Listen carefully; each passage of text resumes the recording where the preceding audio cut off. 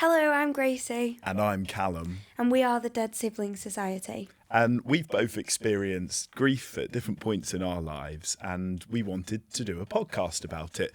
We speak to lots of different people, and today, who are we speaking to? We are speaking to our psychotherapist, Rufus. Our psychotherapist. I Well, like that. I'd like him to be. Yeah, he is full of wisdom Yeah. and says some amazing things.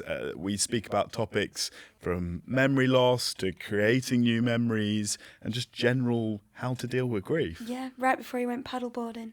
Yeah, and as we speak He's now, he's probably off into the sea. yeah. But yeah, we hope you enjoy it.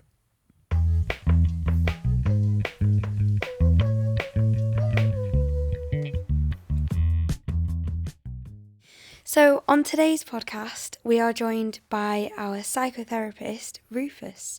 So, I don't know if it's worth Rufus telling us a little bit about sort of how you got into the job that you're in, and then we're going to have a bit of a chat. Well, I got into the job in the maddest way possible, basically, on a back street in Sydney, as you do. After a massage class, 12 o'clock midnight, I'm driving along. Redfern, if anyone knows that area of Sydney, is famous for its muggings. I get to a junction and I'm sitting there about to turn, and a lady comes out from an alley with two carrier bags. It turned out these were her life's possessions in these two carrier bags. But in my mind at that moment, I'm thinking, this is it. I open the door, the two guys with the knives jump out and they take the van. But for some strange reason, I just got a sense she was in trouble. So I opened the door and she gets in and she goes, "Take me to the nunnery." And I'm sitting there thinking, this is nuts. But I go, okay. And so she basically gives me lefts and rights and lefts and rights. And we get to a building I thought was a nunnery. And it was just lit up. I get out and the guy says, "No, this isn't a nunnery." And the girl clearly had what I now know were learning difficulties. So she wasn't really able to explain what was really going on. And so I'm now thinking, this is disaster. I'm sort of in midnight, past midnight, no idea where we are. But the guy I was speaking to said, "Look, just a little bit down the road, there is a nunnery." I thought, fantastic. So I drove down, got to the nunnery, knock on the door. Now, bear in mind, I've got hair down to my backside, ripped up jeans, and I'm knocking on the door of a nunnery. It's nuts. So I open the door as this lovely nun in all her night gear just comes out. And I explained to her, I've got this girl in the car, and she says, "Look, I think we should bring you in." And so I go into the nunnery, and there's three other nuns in there, again, all in their night gear. And what it turned out was this girl I'd picked up in the van had actually run away from a different nunnery. It was a sheer miracle we'd found this other nunnery. This was just sheer dumb luck. And this girl had 200 telephone numbers on a piece of paper. This is long before the mobile phone had been invented. And we just went through all the numbers until we found the nunnery she'd run away from. And what it turned out, the nurse, who was also a nun who looked after her, had moved to a new job, and she'd run away from the nunnery trying to follow her. And it was just one of those things that I found her on this back street. And the nun I was talking to said, "Look, Rufus, do you work in this kind of field?" And I said, "No, no." And she said, "I think you've got the knack for this. This might be something you want to get involved in." And the very curious thing is, I told my mother when I was 8 years old that all I'd ever wanted to be was be a psychotherapist. Now, Wow. what 8-year-old knows anything about psychotherapy? It's a all slightly very weird bizarre, 8-year-old, I reckon, Yeah. Rufus. just utterly bizarre stuff. But that was the final push. I had sort of begun to study psychology before and had kind of dropped out. But this time it just all came together. And after that, I actually came back to England because I'd been in Australia for a while and then began my clinical training. So from that moment, all those years ago, although not too many years ago, you're not an old chap, Rufus, to now, you've also trained lots of other psychotherapists. You've had many clients and people that you speak to. And I imagine a common theme that comes up quite a lot is the theme of grief. Is that the case? Yeah, well, grief, if you like, therapy is about helping people get through life, but it's also helping people get through death. Because life and death, that's part of all our journeys. And people struggle with different traumas in their lives, different times in their lives. And the loss of a loved one is one of the most fundamental traumas any one of us ever has to deal with. And human beings are actually designed to cope with grief. We can grieve, we know this. But depending on who you are and the circumstances and the relationship with the person who's died, that can be a very, very difficult thing to do, particularly in our modern world that avoids death. You know, it all happens in a hospital. Gone back 100, 200 years, death was in your kitchen, death was in your house, death was in the bedroom upstairs.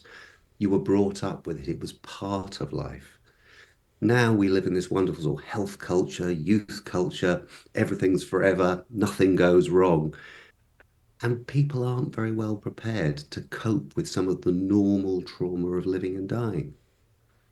And we've asked quite a few of our followers what would they like to say to you as a psychotherapist. There's lots of questions that have come in that cover a whole range of these themes to do with death. Do you mind if we pick out a few and just No, please throw do. them your Please do. way?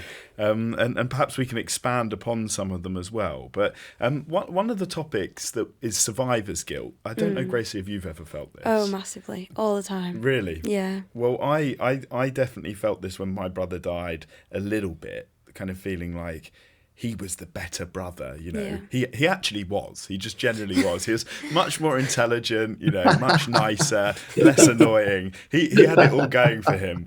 So then, you know, I had to try and fill his shoes. But a lady got in touch to tell us that she lost all three of her brothers, or three of her brothers in the space of just 4 years. So such a short amount of time, three lots of grief. And they were all through addiction as well. And she suffers massively with survivor's guilt and feels like a huge part of her life has been stolen from her.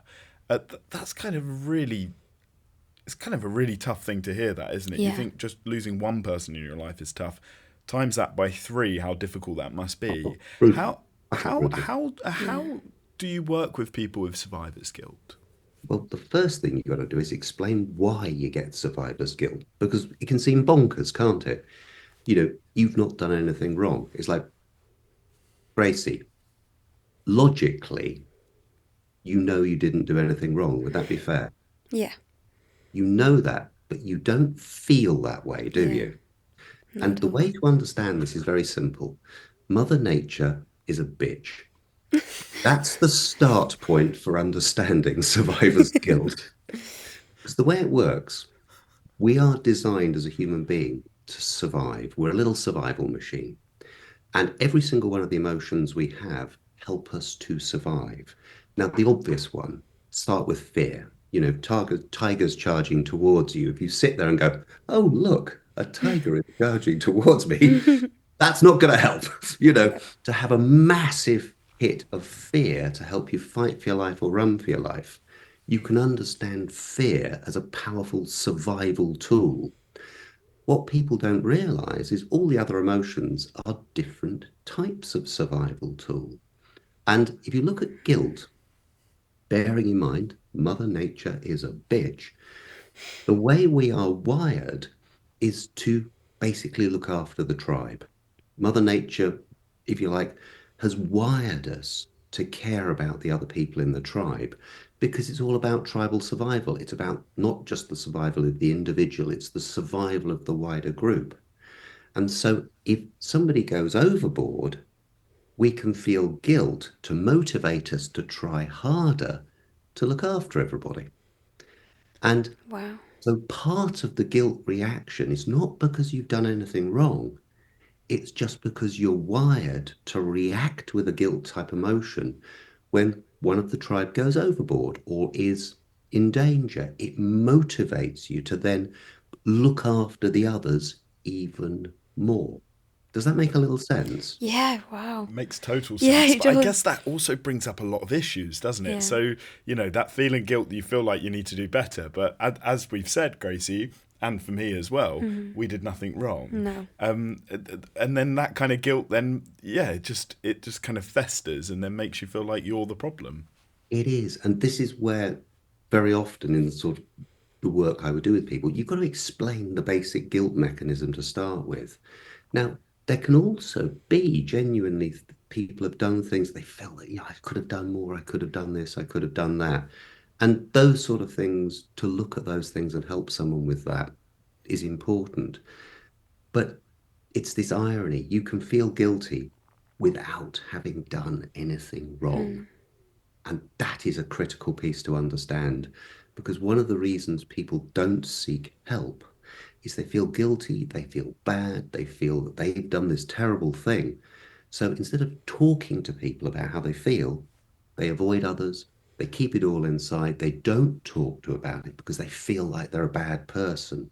They don't deserve help. They failed the person. That emotion can really lock people into really problematic guilt that doesn't resolve because they try to just constantly just keep it to themselves, never talk about it, and therefore never get over it.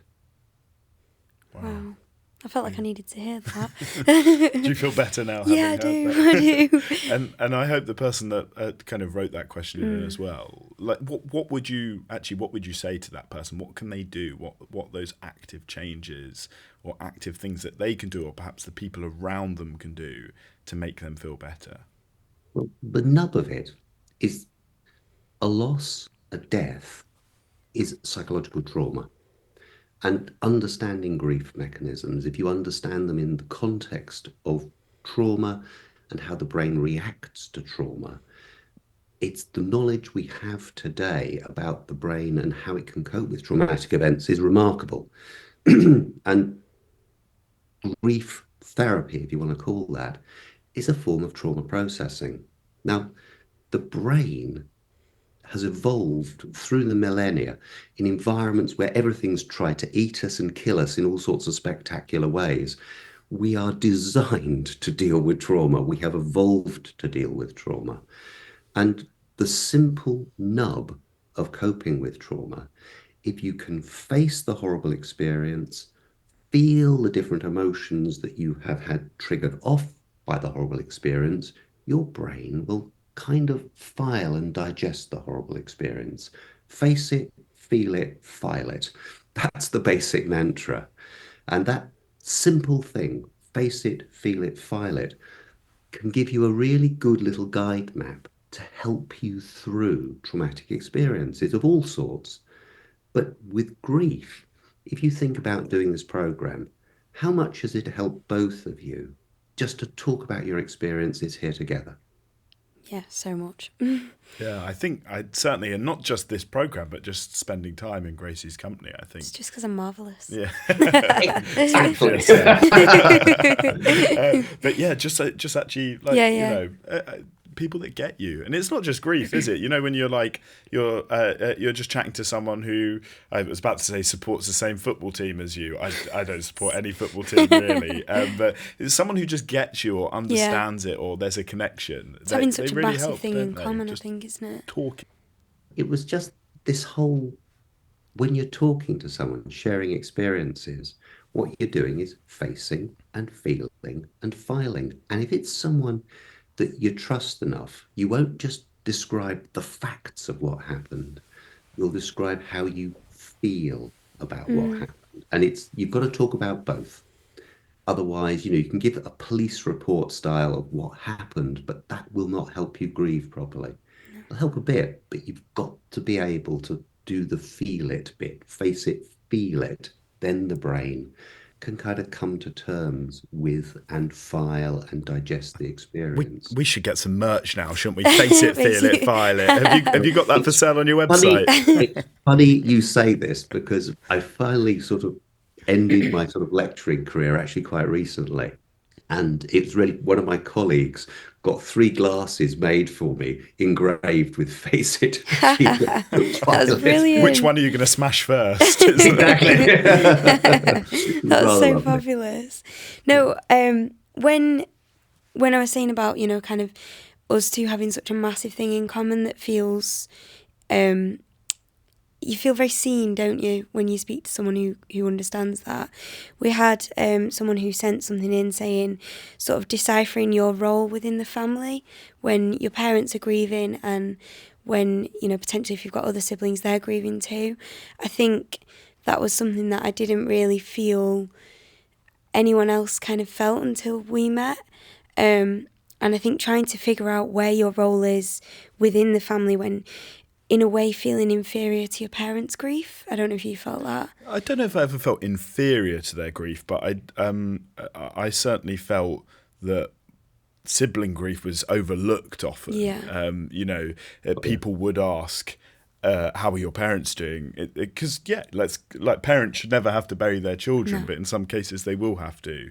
So sometimes I wish someone just went, how are you? Yeah. But yeah, I don't know if I felt inferior, but I certainly recognised that there were different kinds Yeah. of grief. And then feeling, when Liam died, I had this vision that my parents would turn into like massive drug addicts and alcoholics, and their whole lives would spiral, and they wouldn't be able to look after me, and all of these things, which just didn't happen at all. Of course, it didn't, 'cause all those things. But I did look at my place within the family with a grief. But so that person was asking. They were kind of asking sort of, how do you deal with feeling inferior to your parents' grief, and where do you find your role within the family when you're also trying to support your parents at the same time? Yeah, this is really, really tricky, because what tends to happen in families, the parents will kind of try to be strong because they don't want to upset the other Yeah. kids. The kids equally don't want to upset mum and dad who are grieving. And so the danger is everybody blocks what they're feeling, puts on a brave face, tries to cope. And that trying to cope is a very important thing in life. We all have to do that. But if that goes too far, the whole family system can actually, ironically, block the grieving process for everybody. And very often, what I found in those sort of situations when working sort of professionally, rather than just working with an individual, it can really help to get everyone in the room and just have a chat, explain the normal stuff of grief, and just help people have a better understanding of it. And very often, just helping people, exactly as the pair of you do, get some perspectives on what each is experiencing, and understanding people move through grief at different speeds and at different times, that there's no one sort of sock that fits all, so to speak, for this kind of situation. But the more understanding you've got, and people understanding how to get over grieving, or at least how to work your way through grieving. If people understand that and they've got a roadmap and they understand that just blocking it all out is not going to be the answer, it might be for a while, it might help a bit. But in the end, you've got to get on with some of that face it, feel it, file it. And if you can do that together in a family unit, it can be amazingly healing. And I've spoken to some people. Well, I remember one particular conversation. It was with the grandma of someone who died, and she was saying that her daughter and her other granddaughter don't speak at all about it. They don't say the name of the person that died. They don't any conversation about it brings to tears. They don't speak about memories. All of these things that they just avoid totally. And for her, that was really hard. And this was years on since the death. For her, that was really hard. And she thought it was the wrong approach as well, just generally. So I just suggested, how about you go out for a walk? So you can't look them in the face and ask them to speak about it. So just go out for a walk and say it, and just speak about that. Speak about your grandchild, because when you're not facing each other, sometimes that makes things much easier. Perhaps you're driving along and you can bring up a conversation. Just that is a way that you can deal with it, isn't it? Just not looking at each other in the eyes and just speaking. Totally. Let me tell you about Goldilocks and grief. It's another two of these. people I'm not sure I've ever heard put together, but No, it's in sort of like professional therapy. There's what we call the Goldilocks zone. And if you're going to be able to process trauma, again, of all sorts, you've got to engage with the feelings and the traumatic memories. But if you engage with them so the memory is too intense and it's really, really painful, you'll just naturally block and walk away. And this is, you think about the Goldilocks thing and the porridge. Basically, Goldilocks has 3 bowls of porridge. One bowl's too hot, one bowl's too cold, one bowl is just right. Now, Those three bowls of porridge are different ways you can experience your trauma memories. If they are just too horrible and powerful, that's the too hot porridge, and you won't be able to sort of face it, so you avoid it. If you're kind of not really engaging with the trauma memory at all, that's the too cold porridge bowl. It's not going to work. But if you can kind of face the memories in a way that it doesn't get too hot, it's not too cold. If you're in the just right zone, that's where the brain will trauma process. And actually, different parts of the brain, particularly the amygdala and the hippocampus, will actually talk to each other because it's not too hot. And what you suggested just now, to go for a walk while talking about the horrible thing you've gone through, is a brilliant example of the kind of technique that we use to keep the memories not too hot. Because we'll work with someone, we'll talk about the things to actually activate the memory. But for example, if I'm working with police officers who have been traumatized, I typically just take them for a walk and we talk about those kind of traumas while walking, because all the horrible feelings that fire out as you're walking, the body kind of burns off some of the stress hormones, the different kind of sort of emotional, biological factors that are really fired up. And it just keeps the temperature in the right place. Going for a walk, talking to a friend, talk to God, talk to the dog, talk to anyone you like. But if you're doing it in a way where you're doing something physical at the same time to keep the temperature down a bit, it really, really helps. You know, what you said there is brilliant and a fabulous piece of advice for anybody. That's so interesting. I love that because me and Going my for a mum walk. do that. Yeah, Yeah. we do quite a lot of walking, and we always find that whenever we're walking, the things that we talk about tend to be things that, without realising, are things we really needed to say. And I never knew the theory behind it, so that's really interesting. Love It that. just makes it that little bit easier. Yeah. And this is one of the things, if people just avoid and kind of hide themselves away, it makes it harder and harder to actually then begin to actually process what you've been through and move on and get on with your life. And a huge part of grief is also, of course, a huge part of your life has just gone. There is this kind of black hole in a way where a person once was. Mm. And our brains, all the way through our lives, are building up a picture of what the world looks like. Our brains are little predicting machines. And we have an image in our mind that those people that we love are there in our lives. When suddenly that person is not there, the brain is totally confused because it's hunting, it's expecting that person to be there, and they're not. And you can pine for that person, yearn for that person. It's one of the reasons that sometimes people will almost have hallucinations of the person being there, that they're not true hallucinations. But coming to terms with the absence of the person that you love, the brain takes time to sort of let that older version of the world go and build up a new vision of the world in which that person has died. And that takes time. And we call that like the work of grieving. It's hard, it's difficult, it's tiring.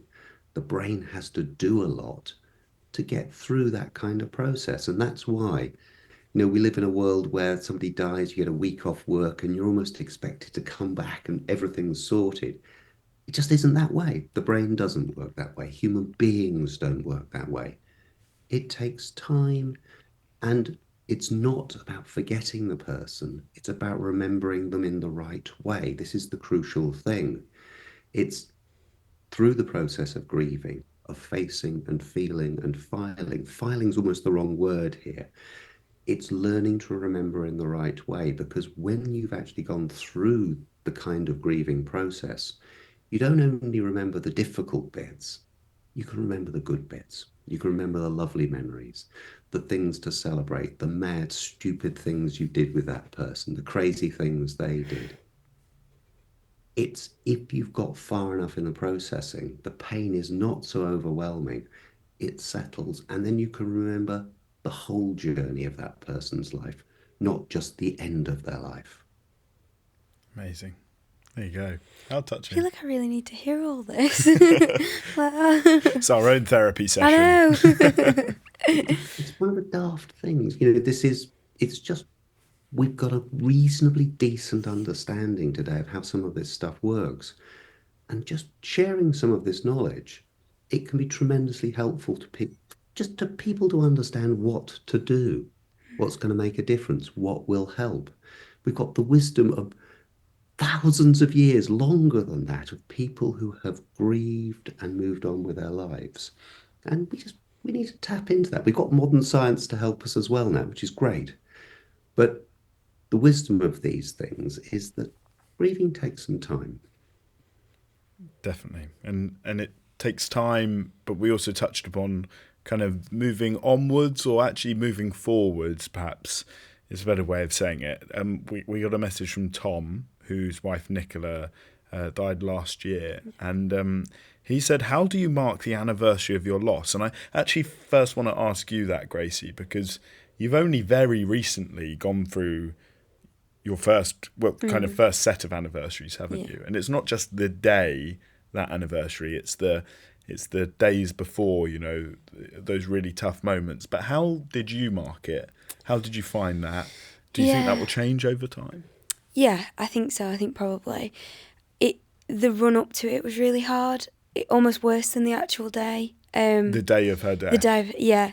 So she died on the 22nd of May, and kind of the whole of May, really, this was her last day, being sort of up and about before she was in a wheelchair, before she was in a bed. And you almost torture yourself with that a little bit. But on the actual day, we tried to kind of turn it into something a bit positive. Me and my mum, in the torrential rain, went out and did some random acts of kindness. Very inspired by you, actually. Gave random people biscuits and chocolates. And random people biscuits? Were they not just really what are you doing? They were just random people. There was a lady in particular in a park who we gave some chocolates, and she burst into tears and she said, my husband died a couple of weeks ago and this is like the kindest thing. Oh, it was so emotional, but Laura would have loved that, and I think it's doing what you think they would have liked, I think, is what I found helpful. Yeah. And just kind of remembering them, but like what Rufus says, remembering them in the right way. It was also the day that the general election was announced, so she would have loved that.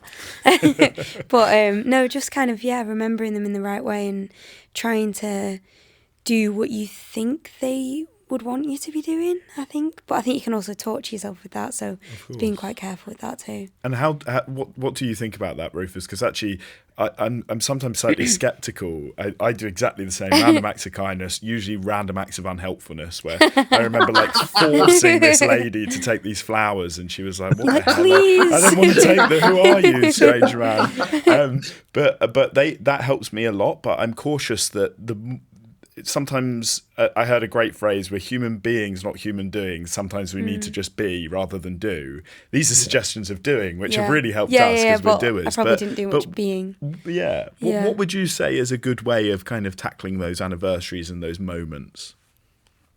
Remembering in the right way. And for everybody, this is going to be a bit different. And it's not to ignore it, basically.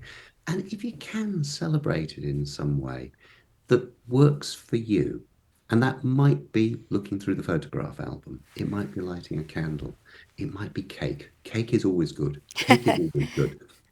Going for that walk to let yourself, instead of block out the feelings you have, it's understand they're going to be there. It's like what you said, Gracie, about it in the run-up to the day. Very typically, people are almost very, very frightened of that day arriving.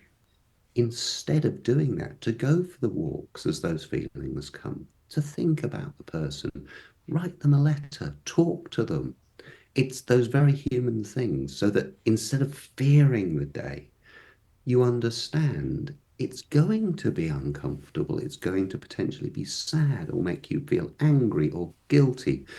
And it could be all of those emotions woven together, and it's going to be difficult. But rather than sort of fearing that, if people understand better, We are designed to feel these things. Life is not always comfortable. Too much of life is somehow we should always be perfect and feel fine. We're just not made that Mm. way. And to understand these things, they're not going to kill us. In fact, in a way, remembering, feeling what we feel about someone is a way to honor them, to remember them in the right way. And, have some fun. Yeah. It's like one of Love the Force that. someone things. flowers, Yeah, why not? force them to take the flowers. You will like these flowers. But I love the word fun because Yeah. when we speak about death, we actually need to remember that we're also speaking about life. There is life within Yes. death, Yeah. and there is joy, and there can be fun, and there can be happiness. And sometimes it doesn't feel like that. Often it doesn't feel Mm. like that. But I've certainly realised a number of years after my brother Liam died, I've certainly realised that court has made me a better person, and Mm. I can laugh about things, and I can think about those memories that once made me cry, that now make me smile, that once I pushed away, Yeah. that now I keep with me and just feel so joyous to think about. And yeah, grief can absolutely be fun, unless obviously I'm speaking to you, and then, it's just really depressing, isn't it? No, it is that, and I think I'm starting to be able to get not to get to that point, but there's certain days where as sad as it is that Laura isn't here, I just feel really grateful that she was here, and that I have all these stupid memories with her, and playing Mario Kart with her into the early hours of the morning, and it is trying to hold on to those things as well as allowing yourself to be sad that they aren't still here. But you will get those moments where you feel like I say, as I'm saying, I feel the joy, but then that's not like that forever. No. It will go back to things, but you'll also realise that becoming a suddenly an only child is terrible in many ways. But then all the attention goes to you. Finally, now my Christmas presents are slightly better. The birthday presents, they've got double budgets. Yes, exactly. Double The joyous budgeted. As much as it is kind of, we can laugh about sort of our situation sometimes. There was a lady that got in touch to tell us an awful story about how her brother recently died after being run over by a bus in London. And the difference in if the grief is shocking and traumatic and you never got that opportunity to say goodbye, which I think we both had the privilege of in some way Absolutely. being able to do. And I think that in itself is a loss that I have no idea how you would process that. I didn't really know what to say because I can't even imagine how awful that must be. But I wonder if you might have any insight into that, Rufus, at all. Yeah, those sorts of situations are just brutal. And you have that sort of totally unexpected, total shock factor. If someone's been ill for a long time, you can kind of prepare yourself a bit. But in those situations, there's just literally a knock at the door, the police arrive, and they tell you. And the world explodes. And that, who you are as a person makes a difference, but whoever you are, that experience is brutal and horrible. And it is simply difficult to come to terms with that kind of thing. And the more rigid you are as a personality, if you're the kind of person who likes the world to be a nice, tidy place where you kind of, you know what's going to happen next, you like the world to be ordered. If you're that kind of person, that kind of shock is even harder to absorb because your whole sense of reality can get shattered in that experience where, you know, all the way you look at the world gets undermined. And your grief can get then be very, very much complicated by your whole sense of reality being shattered. Now, those kinds of griefs, it very often helps to have somebody who's sort of trained and understands psychological trauma well to help you through that kind of thing. But even though that might need some more professional help, good friends who help you to talk about it, talk it through, face, feel, file, and come to terms with. Those principles still apply, even in the worst cases. It just might be that someone is more likely to find that very difficult, and to have some professional help combined with good friends Yeah. just might make it a little easier.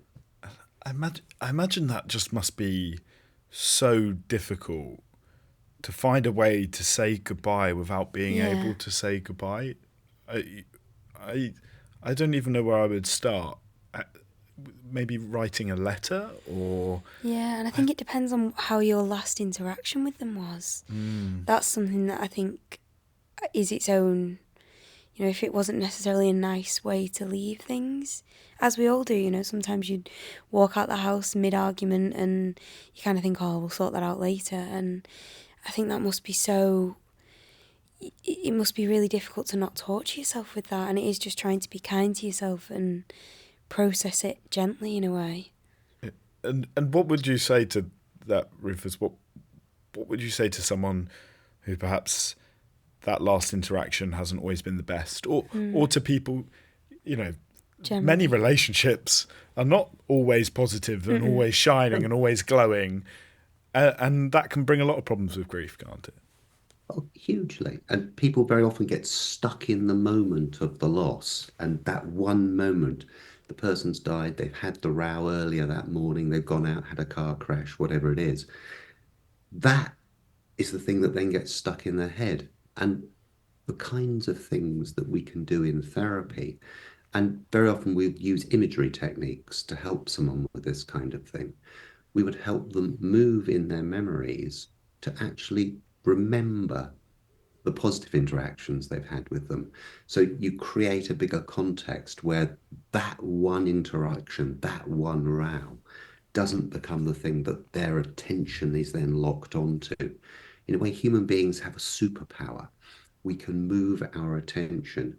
And part of therapy really is helping people to move their attention to a more helpful way of looking at themselves and the world.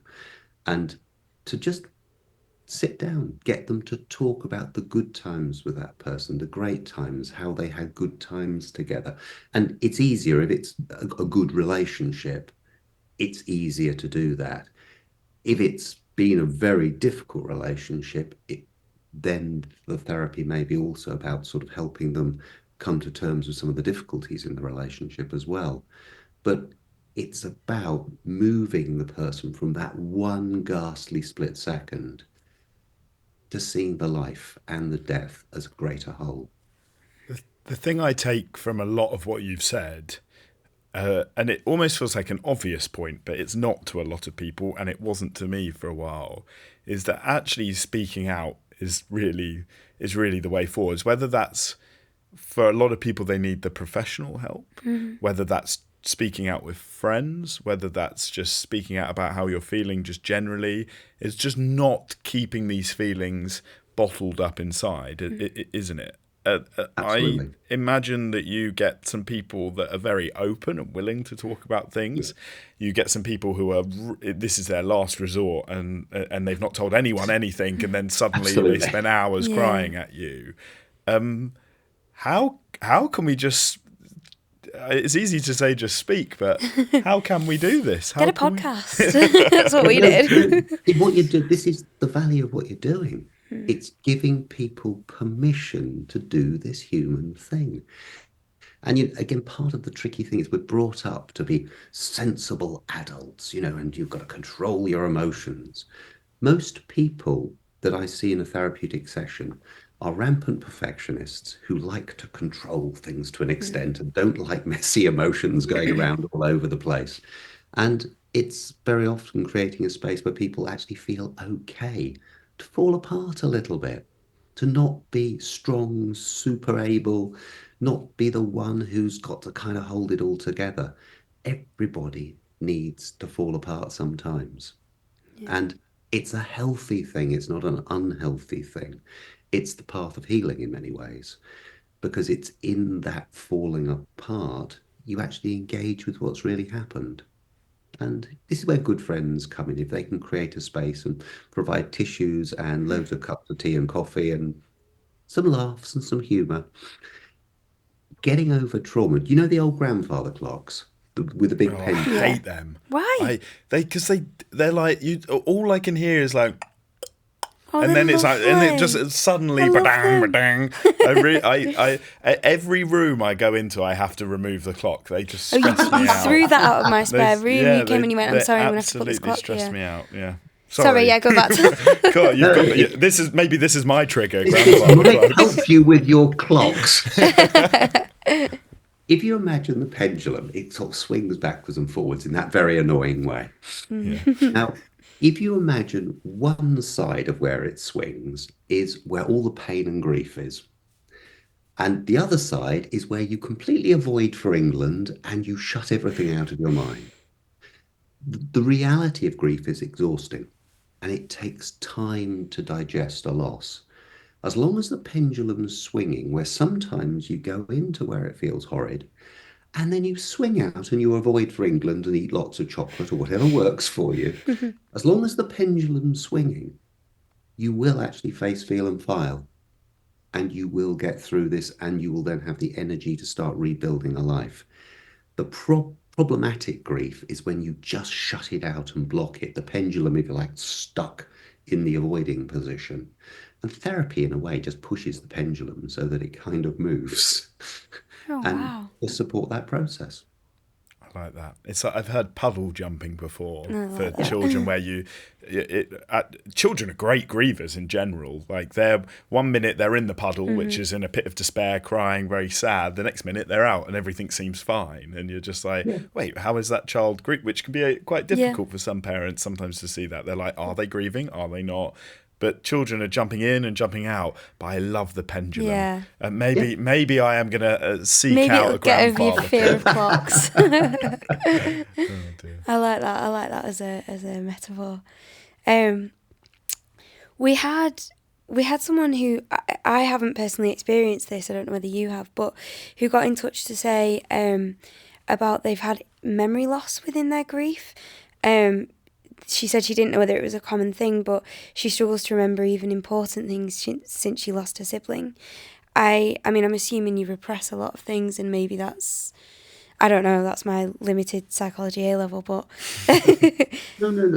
What you're saying there is really important, because this can also leave people feeling like they're going bonkers, which really doesn't help. Because if a memory is so overwhelmingly traumatic and horrible, in the effort to avoid it and get away from that memory, it can block out all memories related to just that individual person. But also, that kind of blocking, it requires a lot of mental energy to do that. And the problem is, we're like a car. We eat, puts fuel into the mechanism, and that gives us the energy we have to do all the thinking stuff we do and all the activity stuff we do. What people don't realize is the brain, the central nervous system, burns up more energy than any other organ in your body. In a conservative estimate, it munches through about 25% of your day's calories. The more the brain is actively sort of blocking, worrying, that kind of thing, it uses up even more fuel. Does that mean if I eat more chocolate, then my brain is like... That's why we crave the chocolate very often. Okay. What happens? The brain is so busy. It's all this stuff about the person's going round and round in your mind, and how do I cope and how can't I cope and what's going on. The brain literally starts to run out of fuel. And what you will have is people in grief, they're in a very, very anxious, very upset state. And then they will have these energy crashes where mood, memory, concentration hit the deck, because the brain's literally running out of fuel. And they will feel very, very depressed. And people will often start worrying, my God, I'm going mad, or I'm horribly psychologically ill. There's something terribly wrong with me. Oh my God, I'm depressed. When actually a better term to use is often flat battery syndrome. It's like being a car that hasn't got petrol. You have the best car in the world, nothing wrong with it. No fuel in it, doesn't work properly. And very often the memory loss is because they are exhausted. The pair of you, how tired were you in the early phases of your grief? I don't even remember. I said that I didn't have any memory loss, but I don't remember the first probably month, I would say. Probably knackered. Yeah. Because I probably slept a lot, I would say. I definitely feel tired when I have we recorded actually our first podcast where we spoke about our own story, and I mean this is many years after for me now, and I felt knackered after doing We were it. so tired I in the was car. so tired. Exactly. And one of the things that if you're working with a professional, they will tell you what to expect when you start to talk stuff through, because typically exhausted, it can also be in the days afterwards. You can feel worse rather than better, as the different memories and feelings are actually made much more conscious of there in awareness as the brain begins to process. You can have difficult dreams, nightmares, because a lot of psychological processing we think happens in sleep. And so the brain, in its efforts to digest, it's using up tons and tons of energy. It's really hard work. Again, back to this sort of phrase, the work of grieving. That's why very often the memory doesn't work very well. Concentration goes out the window. It's hard to kind of think straight. It's like you're describing, Gracie, like you lost a month, didn't you? Yeah, That definitely. is normal. Yeah, I really struggle with nightmares as well. I don't know if that's... I don't know if you do. I had reoccurring, Did you? consistent nightmares that were all to do with being in a coffin or my family members being in coffins. Yeah. And now I don't get them. Now I've said it, I bet you tonight. I know you will tonight. That's what could happen, absolutely. But How long did they last? Was that ages, sorry. Okay. No, that's fine. I'm just as long as there's light at the end of the tunnel. Yeah, no, for ages they lasted, consistently and constantly. Yeah. But it's interesting because when you mentioned the memory loss, I was like, oh, that's really funny. I don't think I ever had that. I know, I've just... But then hearing you all speak, I was like, I remembered a few years ago, and even up until probably last year or so, every so often I just remember something that I forgot had happened. Like just a small thing, like just a moment or a laugh or like just these little things that would mean nothing to anyone else. But I remember them with Liam and I'm like, oh, and it feels really nice. And I get this warm, fuzzy feeling. But there's so many things that we could ask you, Rufus. And, unfortunately, we don't have 12 hours with you because I feel like we could do it. I think you've got to go paddleboarding shortly. I do. This is going to be the basically most risky thing I've done in the last 4 weeks. So this is going to be iffy. But I really appreciate your time with us. I wonder if we could ask you one last question, though. And I have a feeling I can predict your answer. But to anyone listening to this, and there'll be lots of people listening to this that have their own experiences with grief, some of the things they resonate with, some of the things they don't. But what would be your biggest piece of advice to someone that's experiencing their own grief? Don't isolate. Stay in touch with loved ones. Face, feel, and file by talking, being with people, being human. Allow yourself to be a mess. Allow yourself not to be your super functional self, to have sloshy emotions of guilt and sadness and anger and just that agony. It's physical level pain you feel, but trust that you are designed to go through these things. If you let yourself face it and feel it, you will slowly come to terms with it. Then, as you feel better, it's so much easier then to rebuild the routine of your life and to put good things into your life, remembering those that you have lost in the right way, honoring them with celebrations and memory, telling the funny stories and shedding the tears, both. There we go. Fantastic advice. Oh, Rufus, honestly, thank you so much for your time. This has helped me. I can't speak on behalf of you, but wow, tonight I'm going to be sat there filing and feeling And doing facing. everything. And facing. Well, I don't know. We'll see. Might be tomorrow's job. And watch out. The podcast is brilliant. That's Thank what you're you. doing, is creating a space for that to happen. And watch out for our special glasses and shirts saying "Face it, Yeah. feel it, find it." We're going to trademark it and steal it from you, Rufus. But really appreciate it, and hopefully we can bring you on at some other point as well, because I'm sure a lot of people, just like Gracie, just like me, would have got a lot from this. Thank you. Well, wasn't Rufus absolutely fantastic? Oh, he was so lovely, and honestly, I took so much from that. His wise words on grief have fixed me. Fixed you. Well, if they fixed you as well, do let us know on our socials. Gracie, what are our socials? We are at the Dead Sibling Society on Instagram and TikTok, and at the Dead Sib Society on X, formerly known as Twitter. And we've been receiving some really, really, really lovely messages and some powerful ones too. We are trying to read them all. We might be a bit slow occasionally, but do send them over. Yeah. And in the meantime, we should face it. File it. And feel it, but definitely not in that order. Maybe in that Whichever order suits you best, I think. Fantastic. Thank you for listening. Thank you so much.